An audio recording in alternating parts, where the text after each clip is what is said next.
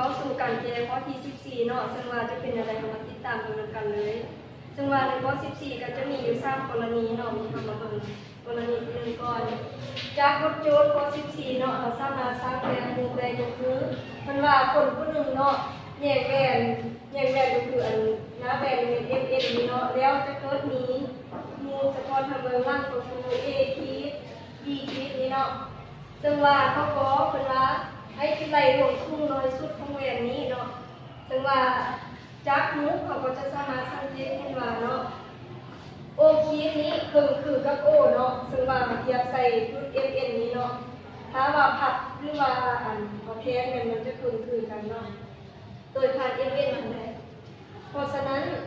โอคีด M นี้เนาะจะเท่ากับ AM นี้ระยะ2ระยะนี้จะเท่ากันเนาะซึ่งว่าเขาจะได้การผ่านก็คือ Oคิด M เท่ากับ A MA จะเท่ากับระยะแต่OA นี้หาร2เนาะ O คิด A หาร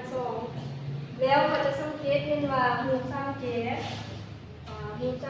O คิด M นี้และรูปสร้างแจ O คิด AB เนาะ O คิด AB ตัวนี้เนี่ยมันจะคือกันเนาะถ้าเปรียบเทียบตามอัตราส่วนแล้วก็คือจะเท่ากับ1/2เนาะวันนี้ฉะนั้นเนาะเขาซองนี่แม่นอันนะแวน FN นี้เนาะมันจะได้เท่ากับระยะ A5B นี้ระยะ A5B มีหาร2เนาะตัวตรงนี้ระยะ A5B แม่น160ซึ่งว่าเปลี่ยนจากอัน1.6เนาะมาเป็น160นี้แล้วหารที่2เนาะเราก็จะได้80องศา80เซนติเมตรเนาะมีแม่นระยะแต่ระยะหน้าแบน MN เนาะจะเท่ากับ80เซนติเมตรฉะนั้นเราก็สรุปได้ว่า MN เท่ากับ80เซนติเมตรนี้แม่นรวมสู่ร้อยสุดของแหวนนี้เนาะสำหรับข้อข้อมันมีต่อข้อเลยเนาะสำหรับข้อตรงนั้นเนาะจงคิดระยะห่างอันหนึ่งสุดระหว่างขอบเบื้องหนึ่งห้องแวนและกับพื้นเหือนนั้นเนาะซึ่งว่าจากรูปนั้นเขาก็สังเกตได้เลยว่ารูปสามเจ็ด BNI และกับ BO คีด B คีดก็คือการตามอัตราส่วนตามที่เขาเบิ่งรูปแล้วเมื่อกี้เลยเนาะจะใช้อัตราส่วนเดียวกันเนี่ยมันจะได้1/2เพื่อของอัน AB นะเนาะแล้ววันนี้เขามี NI ของเขาเท่ากับ OB ส่วน2แต่ว่า OB หันเท่ากับ AB ลบให้แม่นระยะแต่ A5B นี่มาลบให้ระยะแต่ A5O นี่เรามาหาร2เนาะซึ่งว่า